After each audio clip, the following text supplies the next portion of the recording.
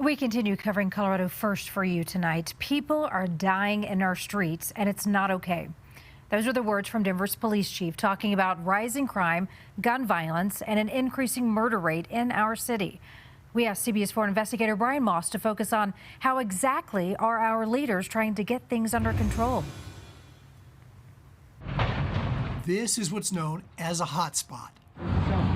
And so is this and this.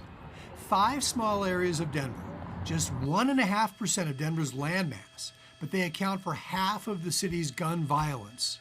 26% of all of the murders in Denver in those 5 small geographical areas. Denver Police Chief Paul Pazen says his department is using a data-driven approach to gun violence, focusing anti-crime efforts on these precise areas of high gun violence with small numbers of predictable offenders. Crime often disproportionately affects a small geographical area. The 2020 and 2021 hotspots: Colfax and Broadway, 47th and Peoria, Colfax and Yosemite, MLK and Holly, and Alameda and Federal.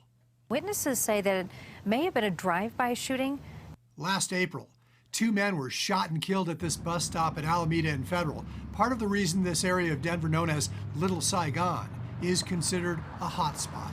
We kind of cleaned up the back alleys, the surrounding neighborhoods. Mimi Luong's family founded the Far East Center here, where she runs a gift shop. I don't like that it's called a hotspot. She considers the area safe for visitors and residents, but she's partnered with police and the community to keep the neighborhood clean, an effort to disrupt violence and criminal behavior before it happens, and getting grant money to add new lighting to the center. Then we changed all these to LED, so it's much brighter. And adding surveillance cameras. I always go above and beyond for my community. I always love doing that. Do you think it's cooled down this hotspot? I do believe that it is better. Indeed, police say by focusing on these hotspots, getting the community and business owners involved, gun violence cooled last year in 4 of the 5 hotspots, dropping 73% in Mimi's neighborhood, down 100% at Holly and MLK in Northeast Denver. Now, of course, that's very good news. But as a result, Denver police say the gun violence has shifted now to other areas, like here, lower downtown Denver. This is really creating a scatter throughout the city of increased urban violence, increased gun violence. Pazen says police will stay focused on the previous hotspots, but now have to refocus on new hotspots for gun violence.